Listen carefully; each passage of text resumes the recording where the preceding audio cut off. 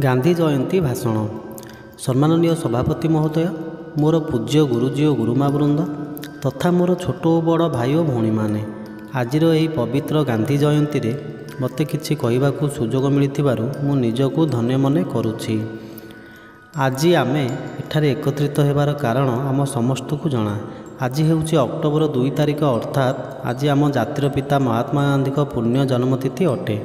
एणु यही दिनटी आम समस्त एक स्मरणीय दिवस होइथिबारु आम देशर सबुआड़े यहाकू धूमधाम रे पालन करा जाए। समस्त विद्यालय और महाविद्यालय व्यतीत विभिन्न सरकारी और बेसरकारी अनुष्ठान और सर्वसाधारण स्थान मानकरे यह पालन करा जाए।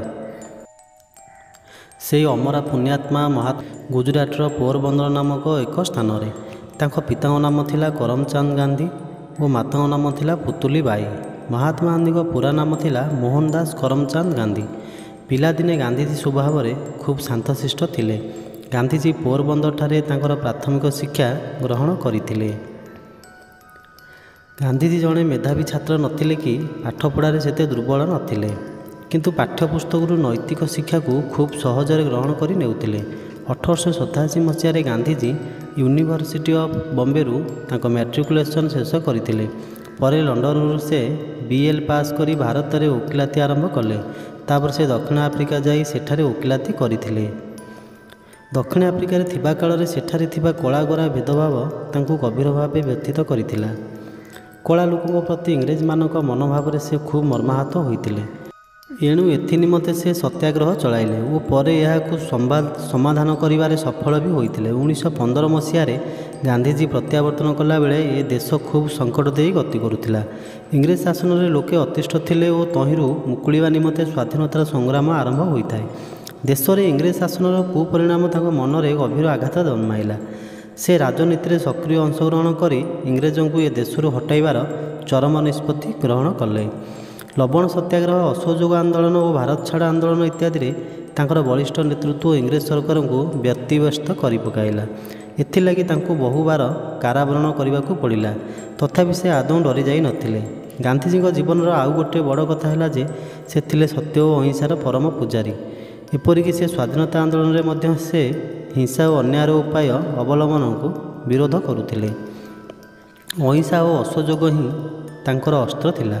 इंग्रेज विरोध में लड़ार स्वाधीनता पाई ये देश में रक्तपात हो यह से चाहू नथिले। किपरि एक शांतिपूर्ण उपाय ये देश स्वाधीनता लाभ करवा ताहा ही से चाहूले।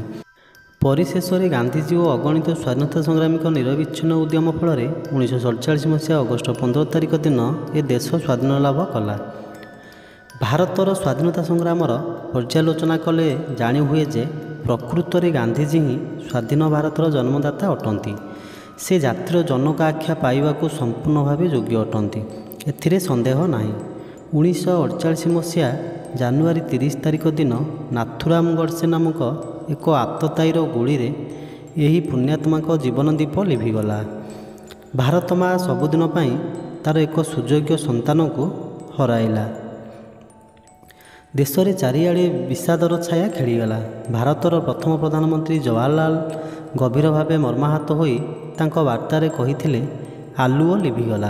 अर्थात ये देश पाई से थिले एक दीप्तिमंत आलोक वर्तिका, जहाँकि घन अंधकार मध्य ये देश को आलोक और दिगदर्शन दे आसुथिले। गांधीजी आज आउ नाहांती सत, मात्र तांकर नाम सबुदिन पाई इतिहास रे लिपिबद्ध होई रहिबो। सबुदिन पाई तांकर अमर आत्मा आम ग्रहण रे रही तांकरी आदर्श रे आमको अनुप्राणित करी चलिथिबो। यही आशा और विश्वास सह मोर वक्तव्य को यही शेष करुछि। जय हिंद।